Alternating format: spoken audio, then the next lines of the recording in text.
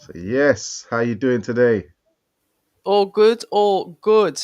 How do we get our pictures up? Because now that's like, I can't see my picture on the screen. But what I will say is Star Fox, I believe this when it goes live.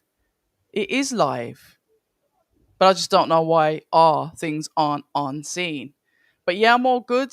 How have you been, Danny, watching these late night fights?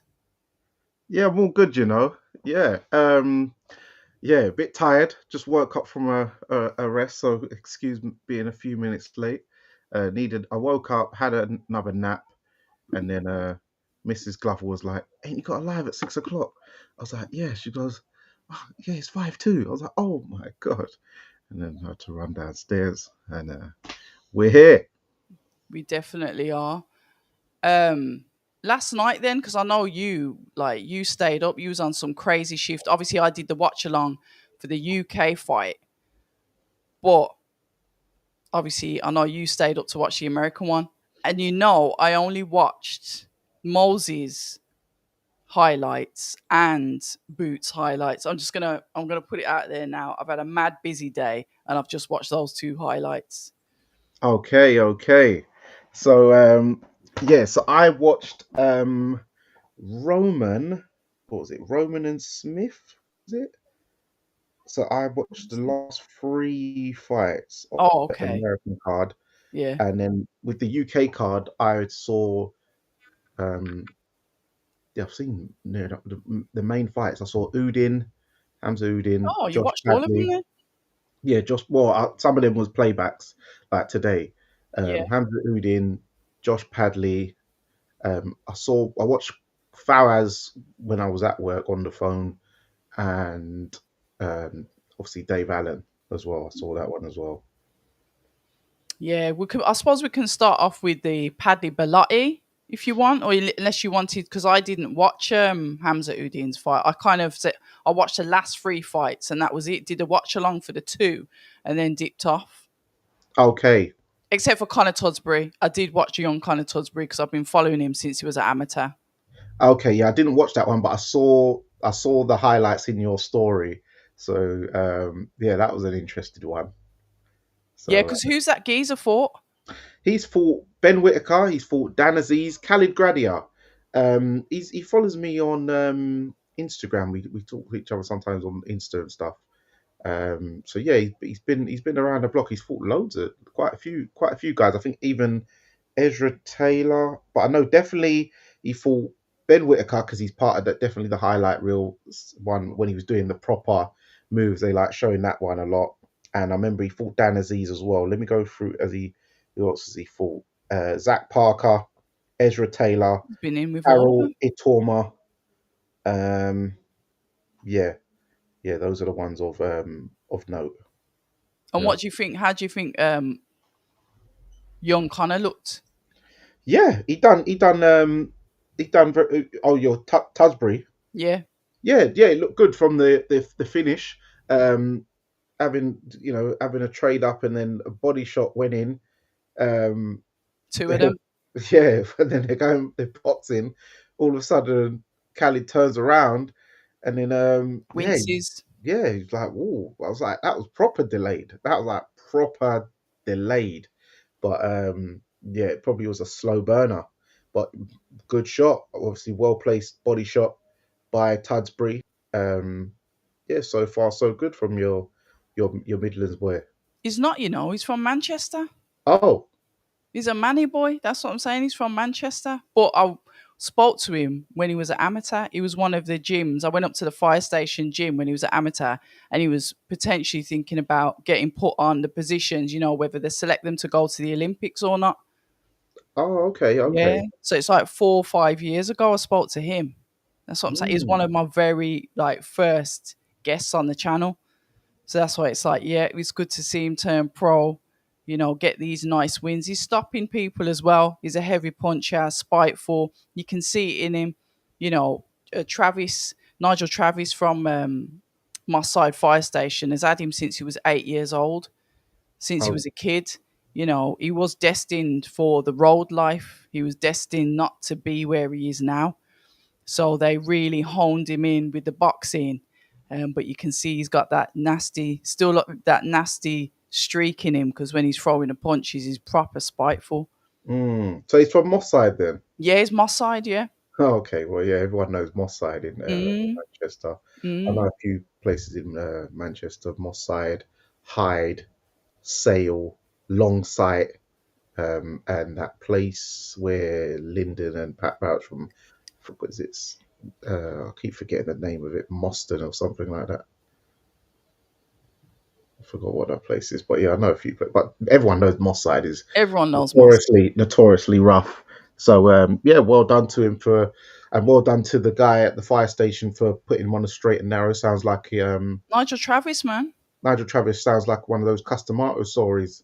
So Yeah, he's a good man. yeah, He's so always in the corner with Jamie Moore. He's Jamie Moore's second. He always wears the cap. He wears like the Peaky Blinders cap. It's him. oh okay, yeah, oh okay, yeah, I know that you're talking about that. Mm, mm. Makes How sense. did Hamza Udin get on? Did he get a stoppage as well? Yes, he did. He did in the fifth round. He fought Paul Roberts for the English title. Yeah, he's got his And belt now. Bless him. yeah, and I like that because it's he done this historical moment where I thought it was really good in the right setting because it was in Sheffield, the place where he was definitely heavily influenced from, i.e. Prince Nassim Yep. Hamid. So yeah, in the fifth round, he landed a body shot. It seemed like the body shots was the way forward to that night. Mm. Drop Paul Roberts was like an uppercut to the body.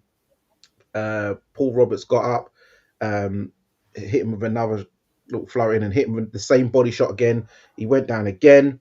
He got up again, hit him with a 1-2 as Paul Roberts was backed up to the rope. Hamza measured him, sunk in another uppercut to the body, went Mm. down again. The towel went in. Hamza started doing his dance, you Yeah, I know. saw that. I think Sam Jones has re-edited it, like slow mode it down and stuff. Yeah, Yeah, yeah, yeah. He started doing his dance, and yeah, and he's looking really, really good. Getting that's two stoppages in a row now, under his dad's tutelage. I know yeah, he was Dad. being, Yeah, yeah, he was being trained by Stephen Smith before, but now he's back under his dad, and he's looking, he's putting these punches together and really, yeah, getting these guys out of there, and he's won his first title. So onwards and upwards at his proper weight, flyweight.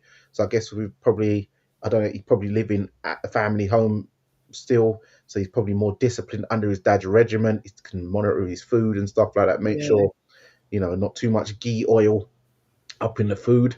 So yeah, good stuff, man. My guy Hamza Udin, he's always yeah. It's lovely. yeah, he's one I've always said it's one to watch, and I've been following him since his debut. So, and the thing is about Paul Roberts is interesting where I say styles make fights Mm. because Hamza Udin in the amateurs got beat by Sam Mullins' son, Okay, and then Paul Roberts beat Sam Mullins' son in the pros, styles make fights. and then Hamza Udin has just stopped Paul Roberts. Mm. So yeah, it just shows you styles make fights. Let me get. I keep forgetting Sam's son's name. Well, how can I forget his when I remember him from he used to come down the gym. Harry, yeah, Harry Mullins. Yeah. So yeah, Harry Mullins beat Hamza in the amateurs. Paul Roberts beat Harry in the pros, and then Hamza's just taken out Paul Roberts. So there We you like go. it. Yeah, good for him as well. And shout out to Spider Suleiman as well. He got his win. I think he's went to points though, didn't it?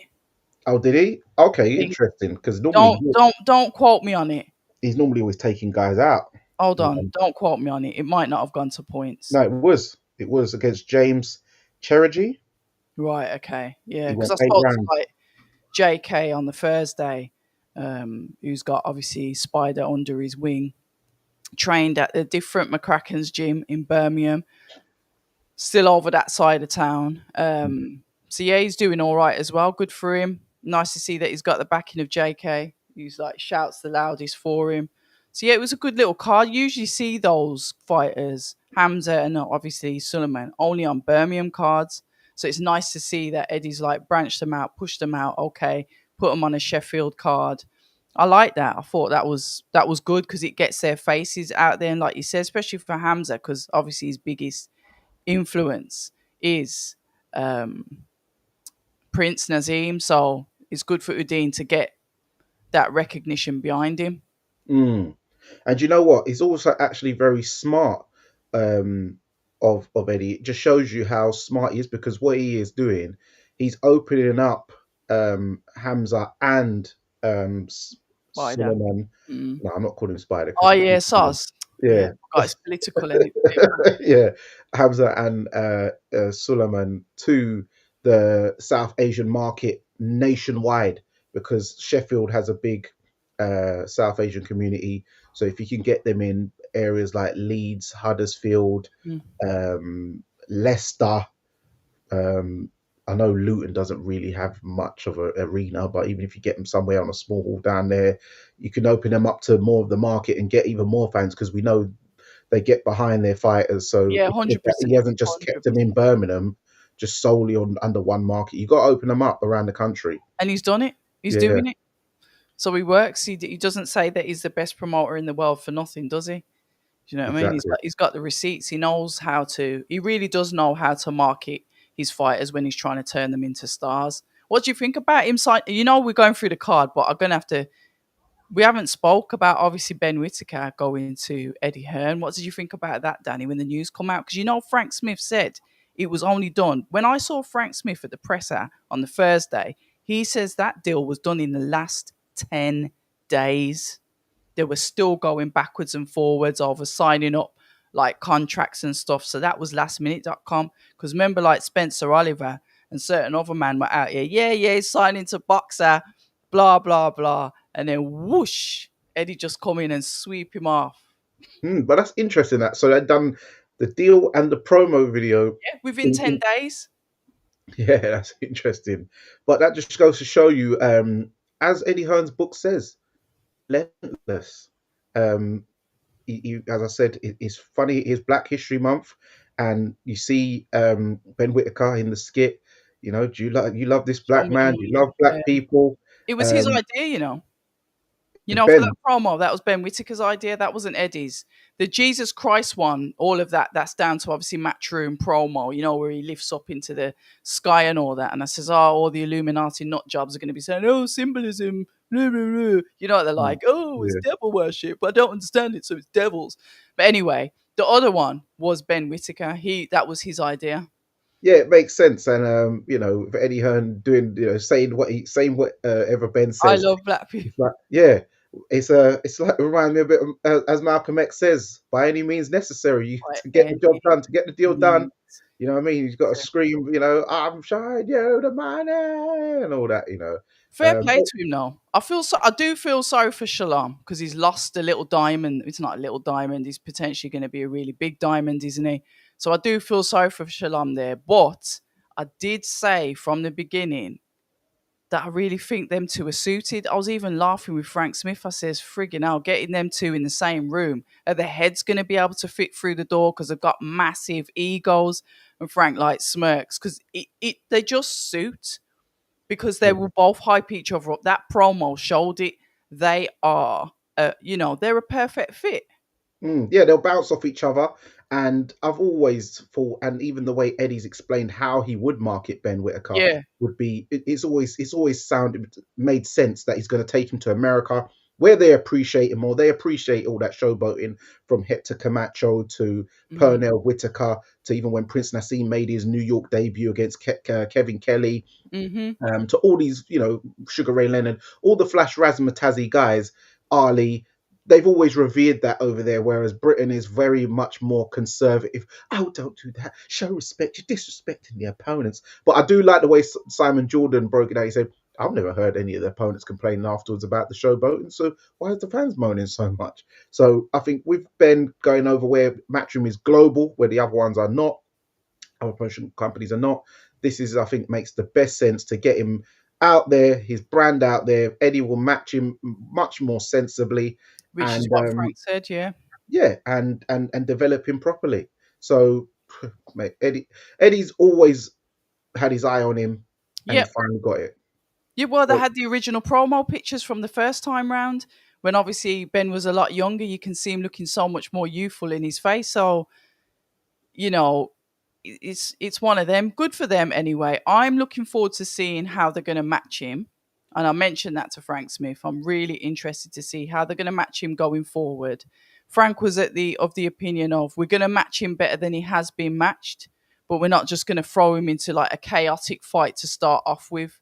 We're Mm, going to like manage him properly. We're going to match him properly and steadily work him up. yes. So they've got their own strategy, they've got their own plan, and when you think about it, I think Frank was sort of alluding to the fact that he wasn't matched the best because of financial constraints, because he was worth so much. There's only a certain amount left for his opponents. So when you talk about matchmaking, it's also to do with money as well. So Mm. there's that side of it, isn't there? If you're potentially overpaying for fighters, then you're going to have a consequence on the other end, aren't you? Yeah, but I thought the Sky budget would have helped facilitate the opponents. But what I will say, I do so much wish Maestro was here because this now brings. I've been Where actually, is Maestro? yeah, because what it is, I've been thinking about things and going back over some Ben performances, Yeah, go and on. I know you and Maestro have been debating about your boy Ben Whitaker and his boy David David Morrell. Morrell. And what I was remembering now is that yes, David Morrell. I remember when Ben Whitaker basically played with Imam Katayev in the Olympic Games, showboated, styled Oh in him. yeah, he did. Imam Yes, couldn't yes. even land a glove on him. And Mm-hmm. we saw that David Morrell won a gift decision, got dropped and got a gift, which everyone believes he lost really against Imam Katayev. I know Styles meant Amateurs and fight. I pros. know, but he couldn't land a glove. He couldn't land. Like if you can't Benny land, Slick. and stylistically, because Katayev is a lot shorter, like Ben can fiddle and get out of the way of that guy's Yeah, you shot. can. He's because he's quick. Yeah, so you know, it wouldn't surprise me if in about 3 fights or something you see Ben in Put there him in with a with. Katayev, does a better job, winning against Katayev, and then Maestro's going to have a lot to answer for, Mm, you know. mm. So it's interesting when you actually look back, and it's like so. At first, when you said it, I was thinking, "What are you on?" But now, when you actually, you know, Remember, I was in the gym with him for a bit, and I saw how he moves around in the gym and stuff. I know mm, how he does move around. I know you've been in the gym with him as well, but when he was up in like Wolverhampton when he was training at home, I went to the gym a few times and saw him spar, and he is very very quick. He's got some really good reflexes. The thing is, he's got Andy Lee now, Crunk. Remember, he was with Sugar Hill. When he was with Sugar Hill to start off with in his debuts, in his early fights, he was getting man out of there. Remember? Then mm. when Sugar Hill left, that changed.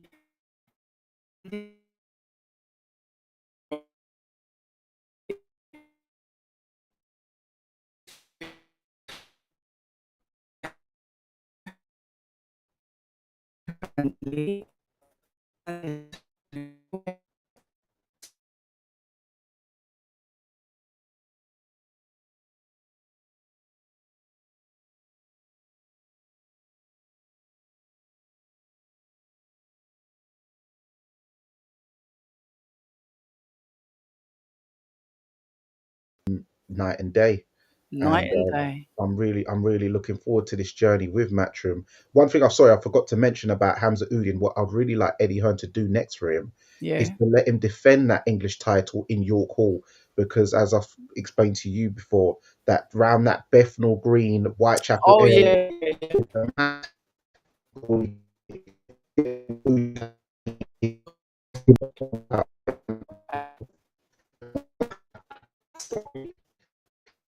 Yeah.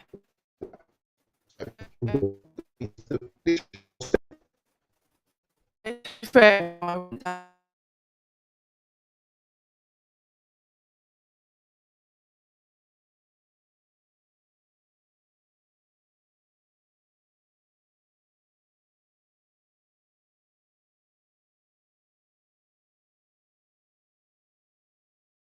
He's mixed, isn't he? But wasn't he called the Bengali Tiger? Bengal Tiger? Yeah, but I don't know him in boxing. Hamza's like the first one I know who, Yeah, yeah. because he's normally always Pakistan and India who's taught, but Pakistan have dominated the South Asian boxing market, and India's been second, and I've never seen a Bengali one of any prominence until Hamza came along. So that would be really good. Them Uh, not saying that the connection's glitchy, guys. Can you let us know in the comments if you can see us or we're on and off again? Is it better now? I don't know what's going on. My Wi-Fi signal's on full. Danny's is on full as well. I know my Wi-Fi can drop, but it's definitely not dropped at the moment. Is it definitely okay, guys? Jay Sharp said it's better now. okay, yeah, I don't know what happened there because yeah, it's been yeah, I've got full bars, guys. Maybe check your have you paid your bills? No, it can't be all of them. I know I've got.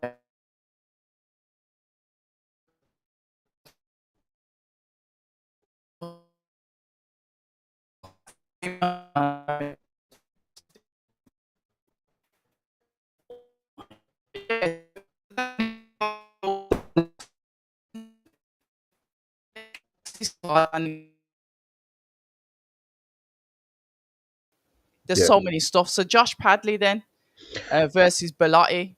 yeah. Josh Padley versus Reese Bellotti. Reese Bellotti, he's had a okay, choppy again. Oh no, How our bars are full? Maybe they say maybe it's YouTube. maybe. Okay, bear with us, people. But yeah, Josh Padley versus Reese Bellotti. Reese Bellotti, yeah, we've all known for many years, been in a lot of fights, a lot of great fights, and this is a very close fought fight. Um, but as from the feedback, it seems that it was a rob. Everyone's saying it's a robbery. They felt Reese Bellotti even won the fight, or it's a draw at least. Yet Josh Padley got some home cooking and some wide scorecards. Um, from what I saw, because I watched the highlights, I didn't see the full fight. Um, it looked like a close fought contest. From the highlights I saw, but maybe the zone can choppers screw it to make it look favourable. I had Josh Padley winning, but maybe not as wide as the cards.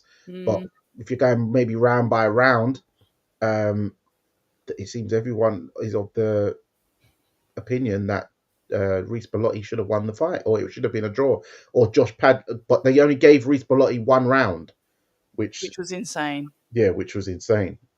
Even from the highlights I saw, he didn't win just one round, so I'm not sure what happened there. I know Josh Padley's getting a lot of favoritism because he stepped in for the Shakur Stevenson And it's a new fight. signing. Yeah, new signing, and he beat Mark Chamberlain, so I know they've got an investment in him, and he packed up his day job. But yeah, you can't just throw out the old toys and just glossing up the new one. You got to keep fair is fair at the end of the day. Yeah, Bellotti got touched up though, because I was looking at his interview afterwards. He's definitely touched up. He had a couple of black eyes. I just thought the scorecards were ridiculous. That's all. Like you said, just giving him one round was horrific. But when it comes to close fights like that, I just stay out of the scoring anyway. So whoever won, whatever. It looked like it was a close fight to me, and it was just the scorecards that were just a bit like weird. Yeah, our picture frees up like leftover oxtail soup. Oh, stop it! Stop it! Oi! Oh, this you. Star Fox makes me laugh, you know.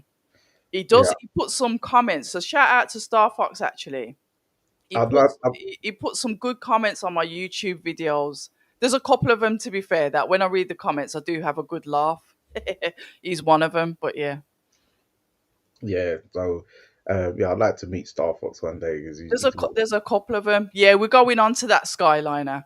And Skyliner. See, I always thought Skyliner and Star Fox were the same person, but I'm starting to see like different personalities. Yeah, we're going to touch on that. That's the fight that was insane. I was there at the press conference. Skyliner. Junaid Bostan wasn't doing any interviews. He was just like refusing all interviews, and I think Fawaz did interviews with a couple of people, coming with the same confidence, knows who he is. Um, it seemed as if Bostan was trying to lock in, but to me, and this is just my opinion, and I said it yesterday on the watch along, his ego got the better of him because all he wanted to do is batter him. He wanted to go in there and batter Fawaz. Grant Smith was ragging ragging Junaid Bostan like a kite around that ring because he was just not listening to what he was being told. He clearly wasn't sticking to a game plan, and it showed. And Fawaz was just so busy, so busy with those punches. It doesn't matter if they were devastating or damaging, even though Bostan's face was bust up. But he just kept punching. He kept on going. I think Bostan started off okay. I think Fawaz wobbled him early, and I thought, oh no, I think it was round 3. It's going to be curtains again for him.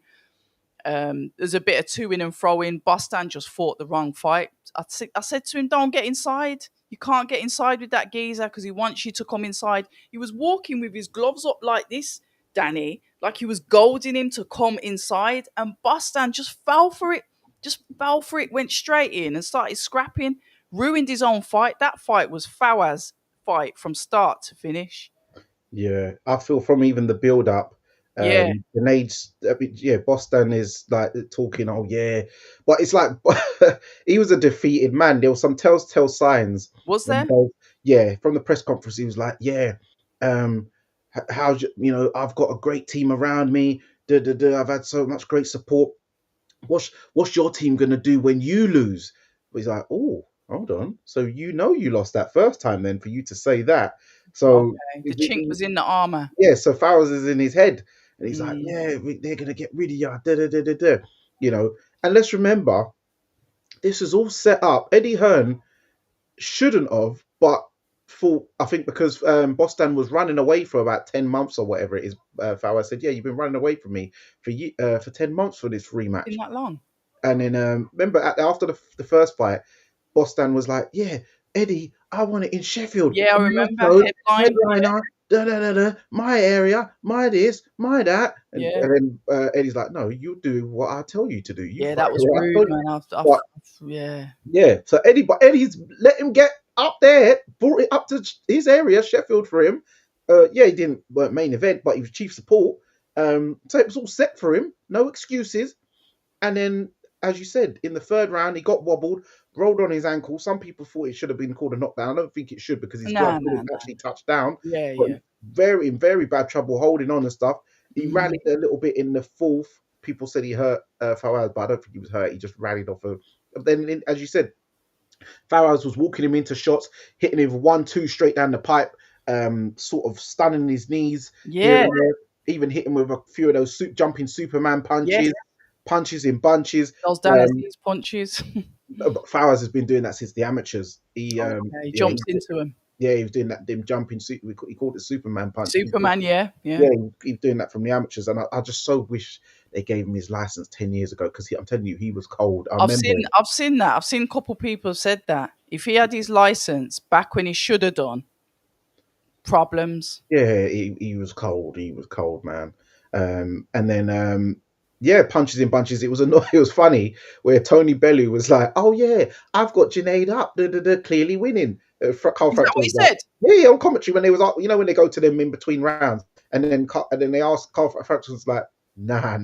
Frampton don't mess around. Frampton does not mess around. Yeah, he just like, nah, no way. I've got Bilal Fawaz winning. He goes, but what do I know? I'm not a judge, but I just got him ahead. All of a sudden, then they've asked Tony Bellew the next round. Oh, I don't even know how to score this. This is just I heard that. Fight. He went back on it, didn't he? Yeah. Yeah. He thought that Carl Frampton was gonna get on code, and Carl's like, nah. Carl tells it as it is. I've got a reputation to keep. And that's why even Adam Booth on Twitter was like, "Oh yeah, I retweeted it." Yeah. Anytime I lose faith in the commentary team, Carl Frampton always sets it straight. Yeah. So I was like, yeah. From there, then also Tony Bellew knew. And then from the last 3 rounds, Fawaz was like just playing with him. Yeah, he was walking off. It was embarrassing. Yeah, embarrassing him. And then at the end, they asked Bellew, how does it go? It's such a... Fawaz took over. It was a fight of 2 halves. Bostan won the first half, and Fawaz came on strong. It definitely wasn't a fight of 2 halves, mate. Right, come on. It wasn't. Stop trying to explain I like yourself. Bostan. It wasn't a fight of 2 halves. Yeah, and then even when the way the judge read out the thing, so he gave it 95, Did the draw 94. start? It started with a draw. Did it start with a draw? No, No, that's he, it. It he didn't, did it? started That's with how it. 95. Yeah, that's why I was confused. He did 95, Yeah. 94. He said, because what he said 95, 94, Fawaz. Then Yes. he goes 95, 95, 95. a draw. Yeah, that was And then weird. we've got, because he goes, so and he's already said it's a split decision. Yeah. So the jig's already up from the middle. He's Yeah. obviously reading the three Yeah, guys' I got names. confused. Yeah, he's obviously inexperienced, so he's obviously read the card like that. You're meant to just differentiate and just put the draw one first, Yeah, that's and because then do that's the what I second heard card. him. Yeah. Yeah, he's obviously just read it in one line and not thought. And then he's done 90, something 96, 94, and the winner is, well, it's obviously who the winner is. And then he got Kelvin, and then he's looked all confused. You Yeah, thought, because I didn't hear him say Fawaz. I thought he said, and go back and watch it because my ears might have been playing up yesterday. I thought it was that unclear. That's why I saw the reason why Fawaz didn't think it was him because it was unclear yeah, when it he was a said bit. the name at the end, and that's why Fawaz was like, when the woman comes up to him, he's like, "I won," because it wasn't clear. Okay. I thought he was play acting, but then Nah, he it was weren't, a bit. man. If it was inaudible a bit, then yeah, it makes it. He just made, yeah, he made a bit of a mess up there, the announcer there. Mm. But he'll learn over time, I guess. Yeah, Try yeah, and he's get cool. him. He's cool, and yeah, it was crazy, but a good. It was a good fight. It was a good coal main. People Mm, are talking about a trilogy now. Forget that. nah, But nah. it was a good coal main, a very good coal main. But we've got to talk about the main event, Danny. Come on. Yes. So Dave Allen versus Arslanbek Makhmadov, the Lion.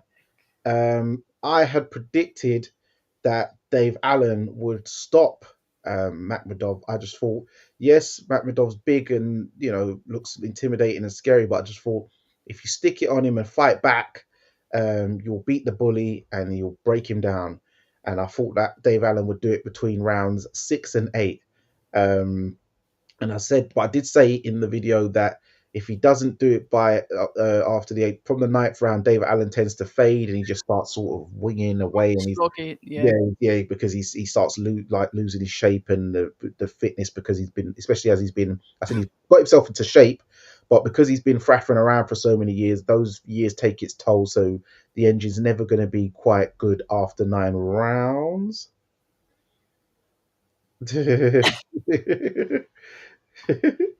Big up LV. Um, and but what I will say is that Makhmadov, Mm. normally he normally comes with the bullish, I'm just gonna beat you up and punch you up type thing. But he did definitely revert back to his amateur pedigree, because he was using a lot of skills, a Yeah, lot it of was. punches, throwing a lot of punches. And I did say I don't know. I said after 9 that Dave Allen fades, but I don't know about Makhmadov because I've never seen him go far before. He's always kind of been early one way or the other. Or the other, yeah. Yeah, but he obviously proved that he does have an engine. Working with Mark Ramsey, it makes sense why, when you're up in the cold mountains up in Canada. High altitude. Yeah, and he hit Dave Allen with some big shots. Dave Allen always shown a great chin over the years. Dave Allen working the body. Makhmadov, signaling like "come on," like some big Thor type guy. Dave Allen hit him with some big uppercuts Yeah. and hooks to the head, proper swinging his head around. The Yep. ref was definitely favouring Dave Allen, letting Dave Allen, strong arm and Yep. headlock and elbow in the face, and admonishing Makhmadov for any infringements he did. Yes, Makhmadov was Yeah, it was bias. excessively holding in stages, but Dave Allen was doing a lot of dirty tactics on the inside, especially against the ropes, and he was he was being allowed to do so, and helped by the ref. But Mm. Makhmadov's work rate, punches in bunches. If you look, probably the CompuBox will tell you, for every one punch Dave Allen landed, Yep. He Makhmadov was landed probably about three three. or four. Yeah. So at the end of the day, numbers don't lie. Numbers don't lie. Um, and Dave Allen, he put up a good effort, but as I said, after round 8, it became quite sluggish, and Makhmudov he just kept up the work rate and kept up the pace, and got a comprehensive points victory. Even Dave Allen knew that. And I Mm, like his honesty. He says he just weren't good enough, not but good he's enough. not done. And there's he's not done. There's still room for him on the cards. Still life left in him. He showed a good chin. Didn't get hurt too much in there. Took some big shots. Always able to take a good shot, and he's got great support. But well done to Makhmudov. I did think that he was one of them gutless big units because he got beat by Vienna, Ajit Kabada, Guido, Kabiel, yeah, and Guido who won Vianello. out in the States as well, yeah. Yeah. So I just thought he was one of them, but yeah, he's shown that he can tough it out, and so well done to him. Yeah, I was umming and ahhing because I know that obviously, yeah, like you said, sometimes people just think that Makhmudov is just like a Goliath. He's just big and that's it. But the power that he has in his punches, I was saying it from the beginning. Look at the rotation when he's throwing that backhand, that hip and back leg was in full rotation. And I said, look, I'm not saying that Dave Allen can't win, but I'm worried about the punishment that he's going to take from Makhmudov. That's what was concerning to me because there was no head movement. He had opportunities because Makhmudov's slightly slower. Like, yeah, is a slow puncher. Yeah, he was landed the 1-2 couldn't fail, but he was doing the same thing throughout all of the fight.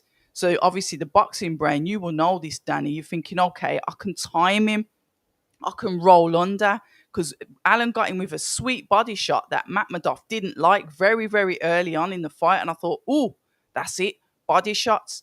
But Dave Allen didn't monopolize on anything that he could have done in that fight because Makhmudov was very, very textbook. It was 1-2, 1-2. It was the same combination of punches that he was throwing. I'm telling you now, Allen could have worked, even like if he just took slight steps to the side, whipped in a body shot, gone under the other one, same to the other side, up straight through the middle. There was things that Dave Allen, in my opinion, there were opportunities there, but I'm not the one that's getting my head punched in. But when you're going back to the corner, this is the advice that I'm expecting to hear. But the commentary was gassing all over the corners, so I didn't get to hear what the corners were saying, which irritates the hell out of me. Um, but like you said, he wasn't good enough. I do believe that there were missed opportunities, but I did think that I just didn't. The punches coming in from Makhmudov are heavy, and I just remember Dave Allen getting absolutely pummeled in one of his other fights and stretchered out because he was absolutely in bits. I can't remember who he fought, but it was ages ago, and I think he might have disappeared for a bit. But yeah, I Mm. don't know. Well, there was, as you said, there was times when he did roll under, hook, step to the Not in side, a uppercut to the middle, this and that, and then there was I think it was round 8 when I thought, okay, this is his last chance, where he did this got to big knock him out. rally of hooks, Yeah, and he had Makhmudov going. It was kind of like the David Adelaide Hergovich yeah, scene, yeah, and yeah. But he couldn't finish it off. yeah, he couldn't finish it off because Makhmudov held him, and then managed to Mm. get back to the corner. And from then, that was like the last hurrah. And then yeah, from there the energy went downhill from there. But I could see, yeah, there was opportunities, but as you said, the power of the shots that he was receiving that is making him think twice and maybe a bit hesitant to step into the danger zone so frequently But he because kept on coming forward with his head, though. He was in the danger zone throughout all of the fight, Danny. You would. mm, Alan wasn't at range at practically any point in the fight. That's why the referee was constantly getting in between the middle of them. Don't get me wrong. I thought some of the times the ref should have just let them fight it out in the clinch because Alan was better in the clinch. Yeah, there were tactics going in, but he was better in the clinch. He was getting the hits in. He was going to the body. So there's some points where I thought, ref, just let him fight it out in the clinch. Just let him do it. yeah. But obviously it didn't work like that. I agree because there was a few times where there was clinch, but the way Alan was hitting him and Mm, rocking his head around, I was thinking, yeah, okay, he's going to end up having to let go of him, and then Alan can then start unleashing yeah, more shots. But the ref was too inner, should we yeah. say? Steve Gray, wasn't it? Yeah, and it actually was to the detriment for Dave Allen, where he needs to be that close. That You're close. too busy trying to take points off and warn. Makhmudov for holding, but the hold was Just let not them that fight out the strong clinch. that Yeah, it was taking, that it was null, that it was they stifling were still out of the fighting. work. Yeah, they were still fighting. They wasn't like just holding. Dave Allen's still Mm, getting his shots in, so he's just fighting out of the clinch. You're meant to say like punch and get out, or work it out, but mm. you're not. You're treating it like it's some amateur thing of, or what's Yeah, his he did. name, Yeah, he didn't need to. Kenny I Bayless. think Dave would have got. Stop. Like, Yeah, come on, man. I think Alan would have got better work off if they were allowed to do that, and it might have, it might have swung more in his favour because Makhmudov was allowed to use, obviously there's fair rules and stuff, but he was allowed to box at range with his 1-2, 1-2, which was just not failing because there was hardly any head movement from Alan until I think it was round 8 when I did see his coach doing this, like to say you need to move your head. Do you know what I mean? Because you're just getting pummeled with shots. Yeah, yeah. And But I enjoyed it though. I did enjoy the fight. Obviously the co-main was like the main with Boston and Fawaz again, but this was still an enjoyable fight. Dave Allen, what are you thinking about levels now then? When you talk about levels of fighters, where do you think mm, he is? Is he European or just British? no, I think Dave Allen could go. Has Dave Allen won the British before? I know he's fought for it against Dillian White. Don't I don't know know. if he's actually won it before though. No, because I think that's a belt he said he always wanted to have. Because remember, he was supposed to fight Jamie Takivi. Yeah, so I think I he should don't think go. he has. No, yeah, I don't think he has won it. So I think it's a belt that he should go and Mm, I think he should go and fight for that belt, in my opinion. mm. That'd be a good, because European is yeah, it does start to get a bit high when you go up that high, get a bit dangerous. But I think, yeah, if you fight, I think he should go for the European, in my opinion. I mean, sorry, for the British. The British, I Yeah, think, yeah, he's more than capable of winning that. we'll see what happens. It seems like Matt Madoff wants AJ next as well. I think he was sharing some DMs that he had from AJ. I think Lawrence Okoli's like tweeted, "Why these man begging off to fight AJ?" And then like people were like, "Tweet this was on Twitter." And then people tweeting Lawrence said, "I'd rather watch him fight AJ than you," and then putting them like sleeping on the floor and all that kind of madness. So that's coming in as well. So we'll see what happens. I think AJ said that if he beats Dave Allen, he'll have that fight. Do you think that's going to be something that they're just going to line up as a little sweetener for AJ?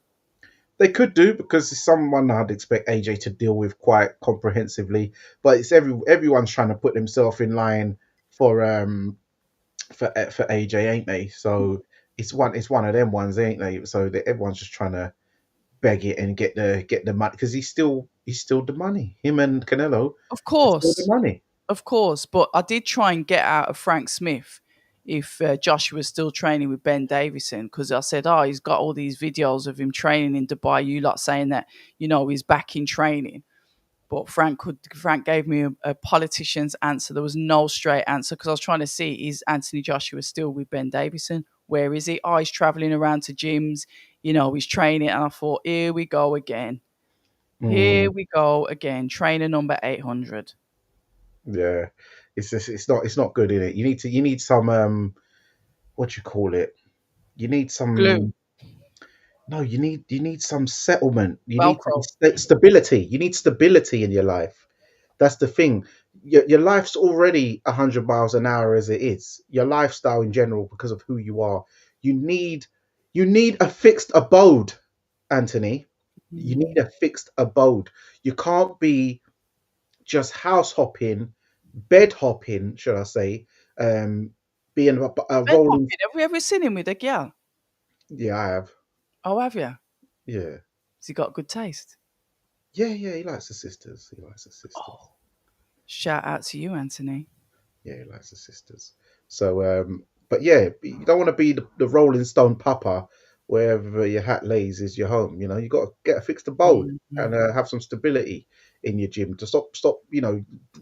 You're too long in the tooth now.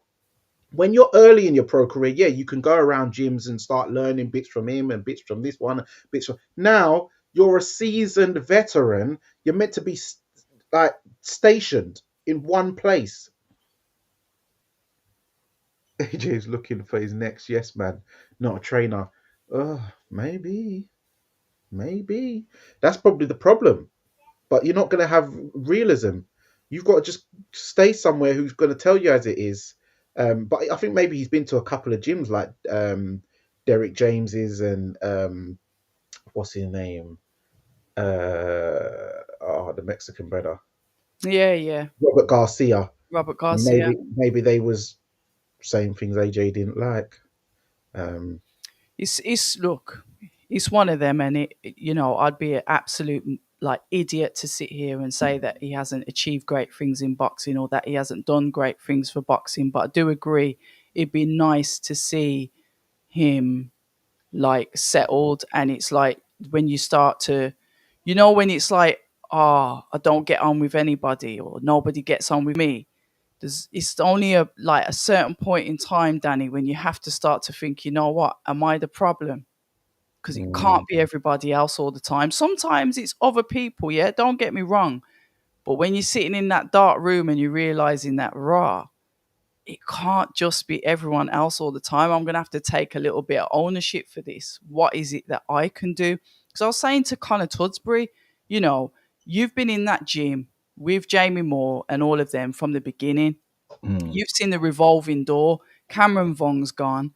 Jack Catterall's gone. Why do you stay? And it's like you've got this relationship with your trainer. Sometimes you're going to have bad fights, but it's up to you as the fighter to be able to sit down with your trainer and say, look, I think we need to change some stuff. It's not all about the trainer barking at you, telling you what to do all the time. You, as a fighter, have also got to be able to use your brain and suggest changes for yourself. He's kind of was saying, I don't need to change my trainer to do that. I'm confident enough in my trainers that I feel I can be honest with them and go and sit down with them and have that chat if I need to. I don't need to leave. mm. And it's not the coach that makes the fighters, it's the fighters that make the coaches. I will Um, use Virgil Ortiz again, Virgil Hunter again as my prime example. It's the fighter. mm. Funny enough, it is. I don't. You must have seen the video recently with Virgil Hunter and Boatsy in the gym, where he's proper doing this mental motivation during the training. Did you see it?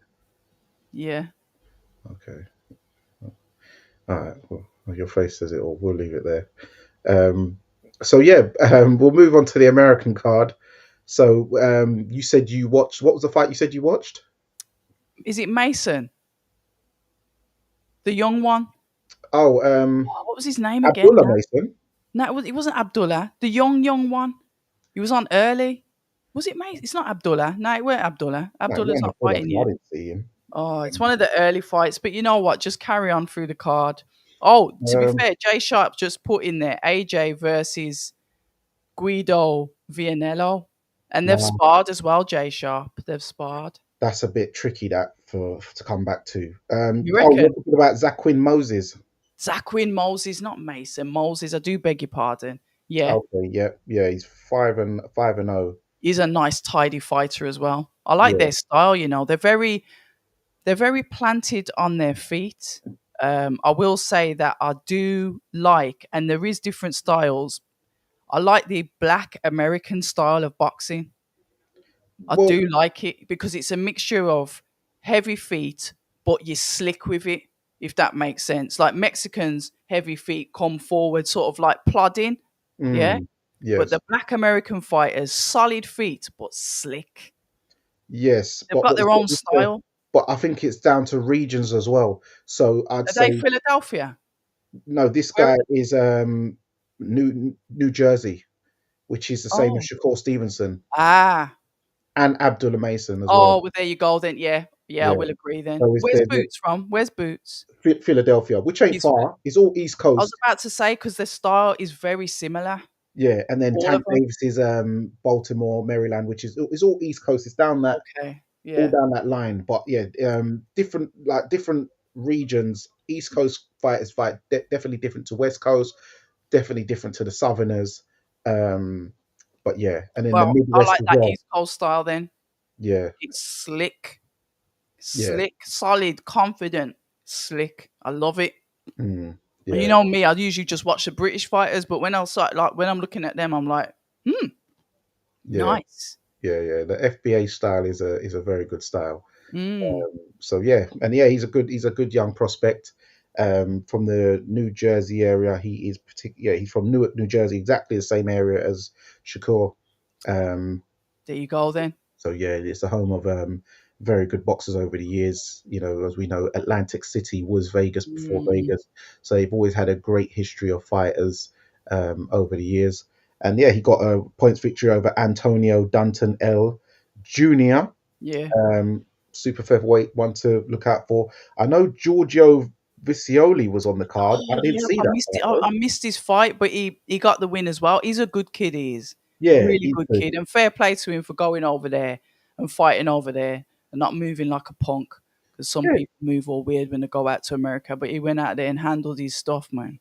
yeah, great experience for him. 8-0 now, early in his career. So well done to him. I will try and go and find his fight to go and actually watch that Mm. performance, because that's a good look. And well done to Eddie for bringing him over there. Giorgio Vicioli, I take it that's Italian descent. As we Yep. know, there is a good Italian community out there in In the East yeah. Coast.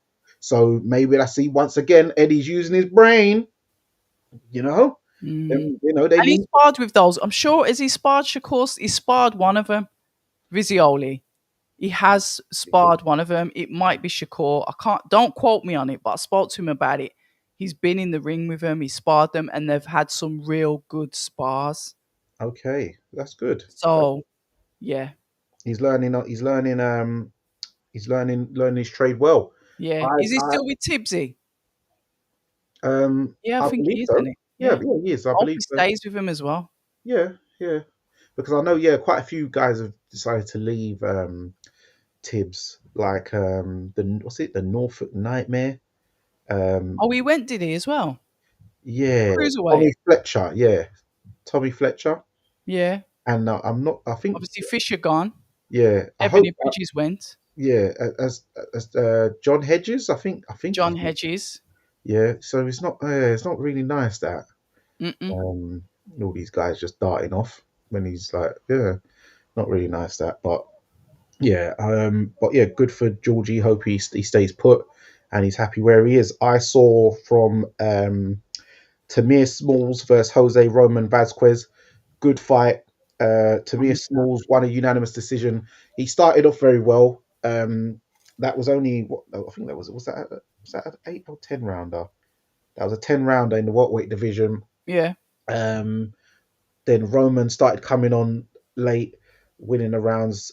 Smalls, flashy American style, but started to lose his shape when stamina issues started kicking in. He's from Philadelphia, so maybe he does need to work on his conditioning. He's 16-0 now, 11 KOs. He did land some big shots on Jose Roman early on as well, which did have him rocked. And I swear he dropped him in one of the rounds. Mm. Um, I didn't watch that one, so Sars. yeah, but yeah, it was good performance by him. And then we went on to when we actually went live, me and Base last night on the did the watch along. That was from the fight which we was both interested in. Was the heavyweight fight of Alex Bieri, the guy who was rumored to have cut Tyson Fury in that infamous spar, that grainy looking Oh, footage spar yeah, yeah, yeah, before yeah. the first Usyk fight, and he was fighting Guido Vianello. Interesting. Bieri signed to Matchroom, not just signed to Matchroom. This is his first fight with Matchroom. Um, He 12. signed. Yeah, he got signed recently. Yeah, Alexis Barreri. Yeah, he got Oh, signed recently. Yeah, Canadian fighter. So remember Matchroom, they were looking for heavyweights, in it? Because Frank's oh just yeah, yamming yeah, them all, yeah. in it. He's yamming everything. So Mm. yeah, It's I like think Pac-Man, innit? yeah, gobble gobble. Um, Pause. well, depending who. Well,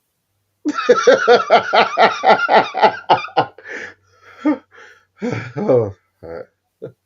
Shit, she's not listening to that. sorry. Yeah. Yeah, first round now. So yeah, it was a good.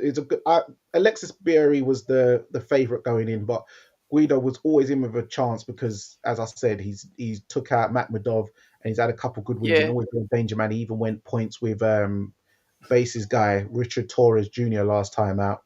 Um, and the thing is, I was thinking that Bieri was going to be the one coming forward, boring in, and Vianello was going to be the boxer, but it Yeah, ended up being the total opposite. opposite of Bieri being the boxer. Gildo is like straight legged, trying to come in and be this like big man, this henchman and some power man, and then it's like, and then Bieri is like outboxing him, bringing him into shots, catching him with the straight counter, pull counter left hand down the pipe, which is wobbling Vianello badly. Like the first round he caught him, Vianello's wobbling, backed him up on the ropes, and Bieri's trying to go for the finish.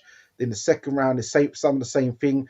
Vianello still trying to come forward, and Bieri is hitting him with the 2-1 from the southpaw stance, which is definitely offsetting and confusing Mm. Guido. But Guido is still just coming forward, trying to land some big hooks in there, catching him here and there. But Bieri is definitely landing the bigger shots, Interesting. where Viano is then getting stunned.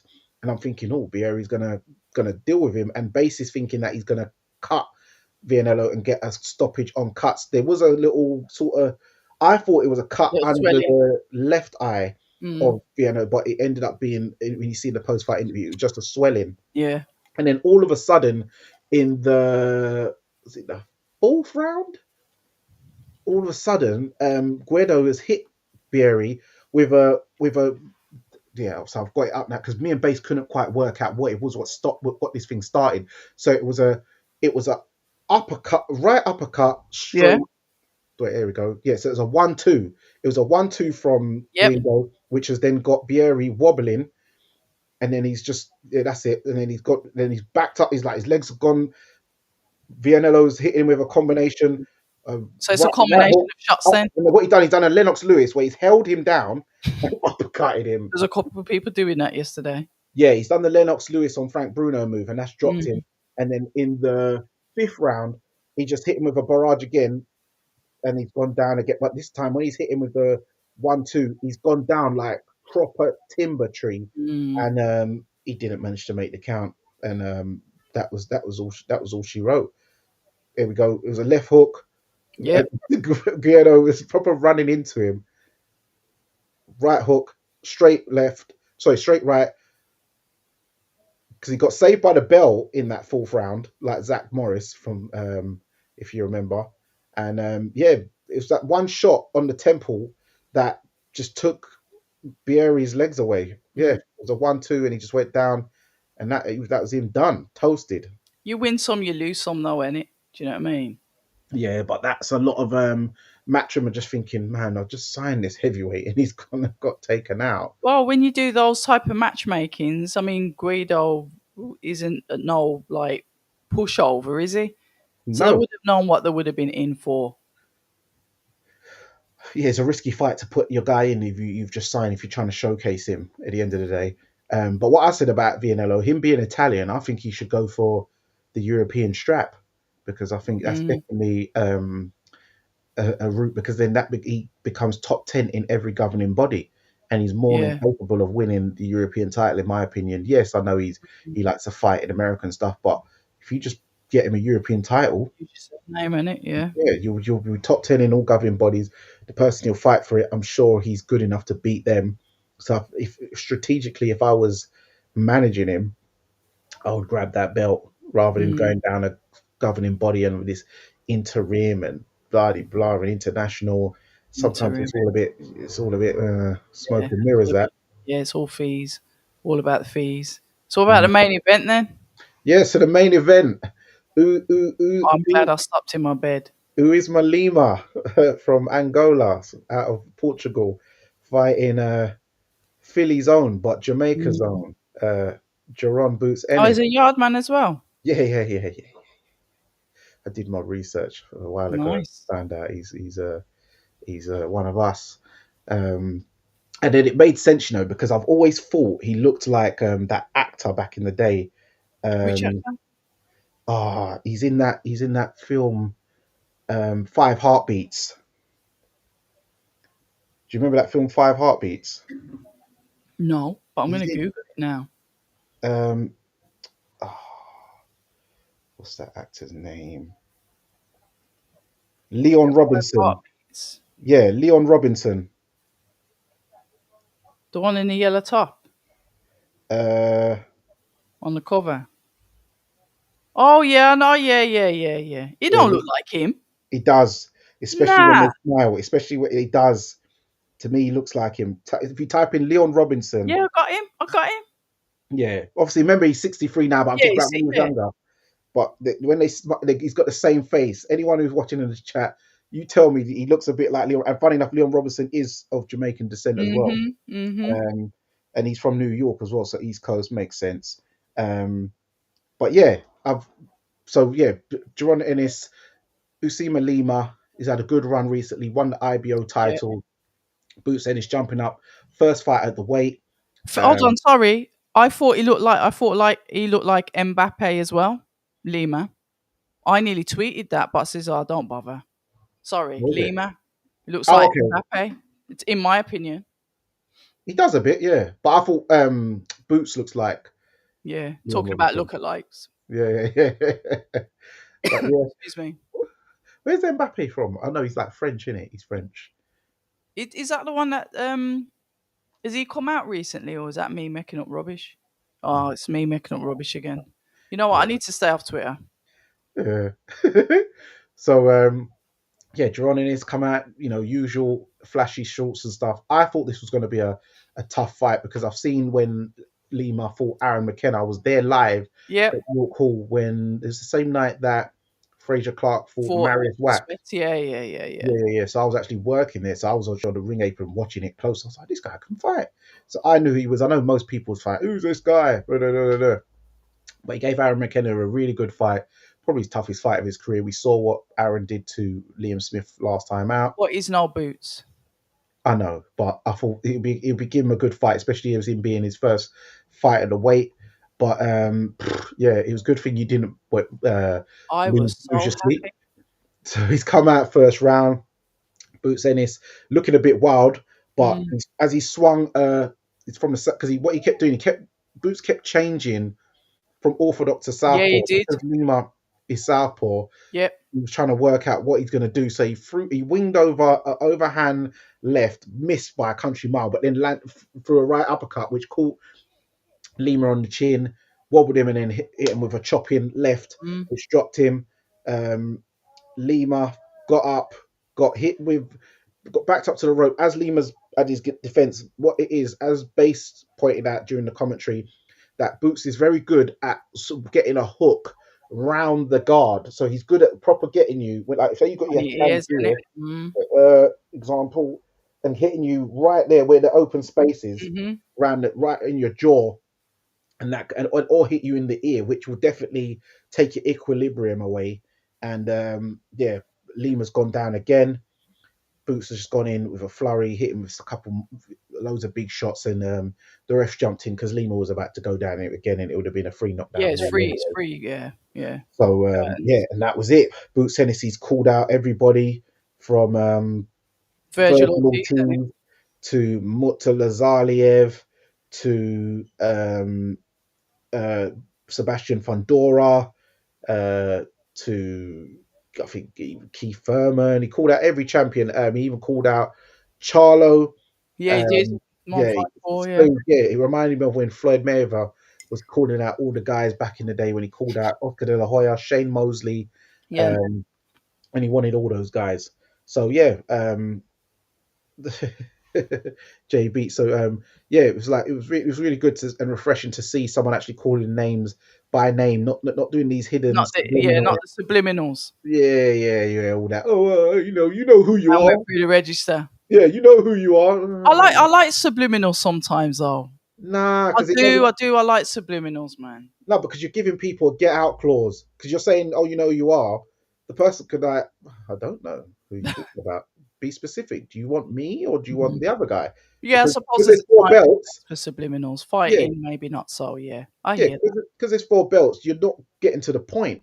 You know, so you got to get. You just named them all. So now one of them's got to answer, surely. But I know they are definitely trying to build for the Ortiz fight. Eddie and Oscar.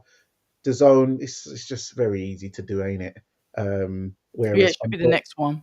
Fondora's on Top Rank, but Top Rank did loan out Guido Vianello there, and he's just got the win on the zone. What, they have to So, loan out their airing their fights on Facebook Live?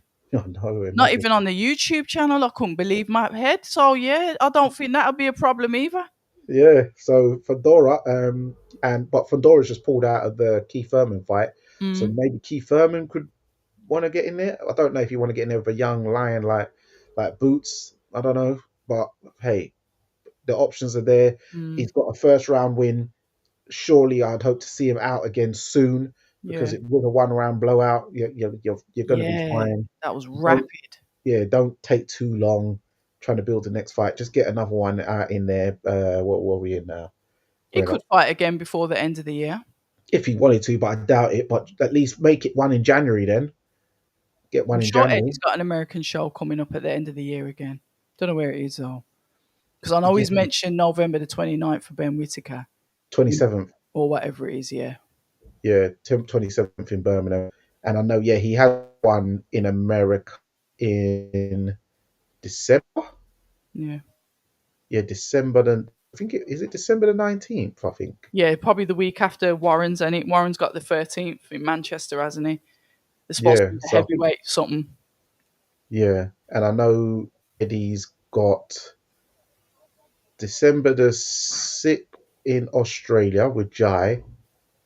Then I know he's got the 12th, and I think that's when what's his name's fighting your boy Who? Jordan Thompson versus Oh, that yeah, pet. yeah, he's fighting in Mexico, isn't he? Is that when's he fighting? Not Mexico, Miami. Yeah, I think that's the 12th or 13th. Yeah, I haven't I heard think from him, you know. I saw him at York Hall um a couple of weeks ago. What show was it? Yeah, it was the Nielsen's boxing TM14 one where Lucas was on last. Yeah, he was there. I don't know who he came to support. Oh no, he came to support the heavyweight guy because I know he's with Don Charles, who fought Martin Bowers' guy. So yeah. So I saw him there, said hello. But yeah. So he's out soon.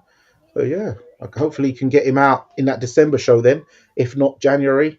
Yeah, well, he's fighting. What's that geezer's name? Isn't he an Olympian? Yes, Cuban Olympian. yes. So Uh, that's his first fight back after nearly 2 years as a heavyweight, and he's a southpaw. So, like I said to you, I know we've had this conversation before. I would have liked to have seen a little bit more of a challenging opposition for Richard Riakporhe at heavyweight for his second fight at heavyweight. yeah, Lenia Perro, he's That's 12 it, and 0, Pero. 8 KOs, 6'4" and a half, 32-year-old Cuban. Yeah, yeah. He looks about 35, but he probably is 32. Probably had a little hard paper round, but yeah, he's not like he don't look like a ringer like the most of them. So this is actually very dangerous Mm. for Jordan. Yeah, Yeah. it is. But that's Eddie Hearn, Tom Dallas matchmaking. If Riakporhe was with Matchroom, they would have matched him hard at heavyweight. Mm, Harder. yeah. Yeah. Yeah. It's very. Because that's a dangerous fight, that Cuban. Yeah. It is. It is. It is indeed. I agree. As a heavyweight debut as well, when he could have Yeah. done the Bracamontes. He could have done all of them guys. Eddie went, nah. Go and fight this ex-Olympian. Yeah. Pardon? Crazy. Yeah, madness. I don't know what's happened to my show, Star Fox. I know he's doing bits, but I don't know when or if he's coming back on because I actually haven't spoke to him. So yeah, madness. Yeah. But we're here, Where we're here, for the and we're set. going to be here in like 2 weeks. I'm gonna do a watch along for the heavyweights in it. So I'm gonna switch between the BBC and Parker and Wardley. I'm gonna have to try and switch between the two channels to keep Hmm. an eye on both. So I'm going to do a watch along for that because I'm not going to go to either of those fights. Okay. So then I we'll thought you probably would have go went live Derby again. because it's close. No. Nah, but then I can sit in my yard and watch both of the fights, innit? Yeah, yeah. Because if you Okay. think about it, like it's 25 quid or whatever it is for Parker Wardley. It's probably going to cost me 25 quid backwards and forwards, food and whatnot. So I might as well just spend the 25 quid, slap on the pay per view, and do the two fights, and I'm in my yard. Yeah, makes sense. You know Makes what I sense. mean? Yeah, and as we know, the dynamic of media in boxing is changing. So Yeah, it definitely is. there is yeah, we've got to go down different avenues these days. Yeah. It looks like. It's one of them, and at the end of the day, the sport's evolving. I think it's saturated anyway. There's a two-tier media system. Like there's one day with like special media, then there's another day with normal media, and then by the time the normal media comes in, which is like myself, like yourself, the people that interviewed out, they don't want to chat to you anyway. Hmm. So it's techie, but it is what it is, and we just get on with it. We work it. We get on with it. We make it fit according to us. Yeah. So, what did you think about the Ortiz Lima fight? By the way, I mean, sorry, the I Boots was Lima. thinking, what's easily? I thought it was good. Like I said, I like their style. I like their slickness. I do like the way that he was switching from orthodox to southpaw. It was exciting while it lasted. I always look at fighters' feet, and Lima's feet look completely out of sorts when it comes to Boots' feet. I watch feet a lot, and he couldn't figure his feet out.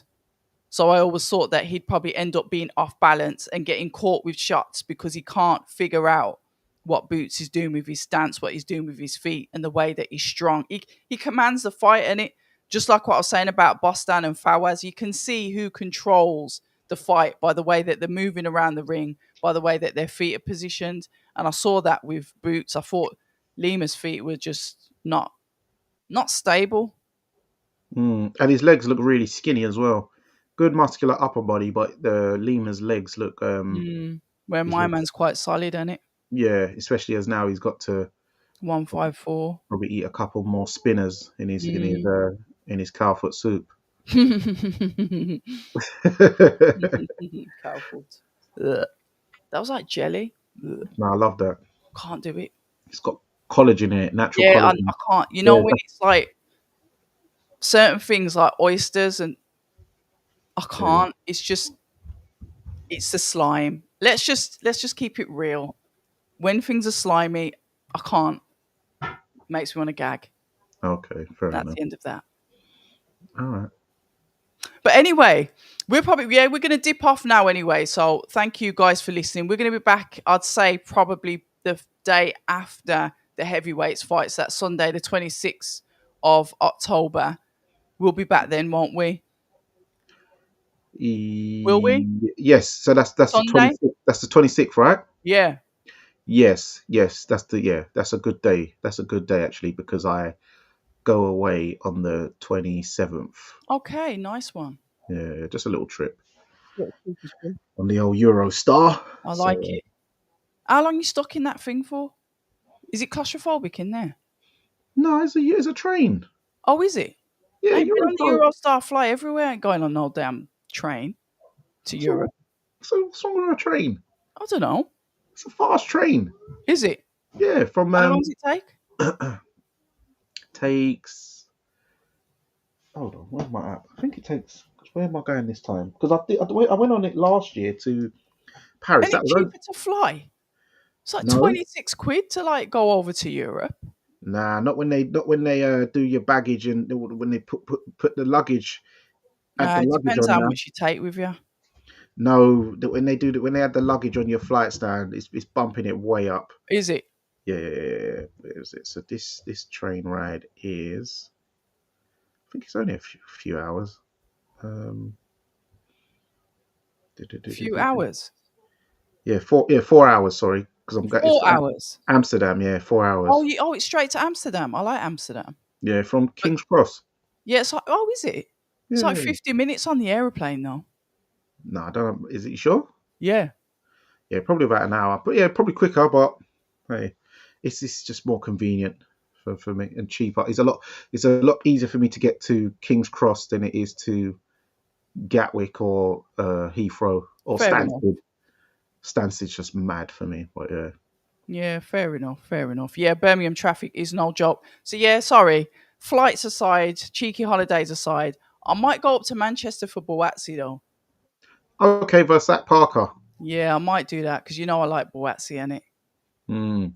Well, I see that Willie Hutchinson's been calling him back out. Well, you know what? That's what fighters do. So whatever.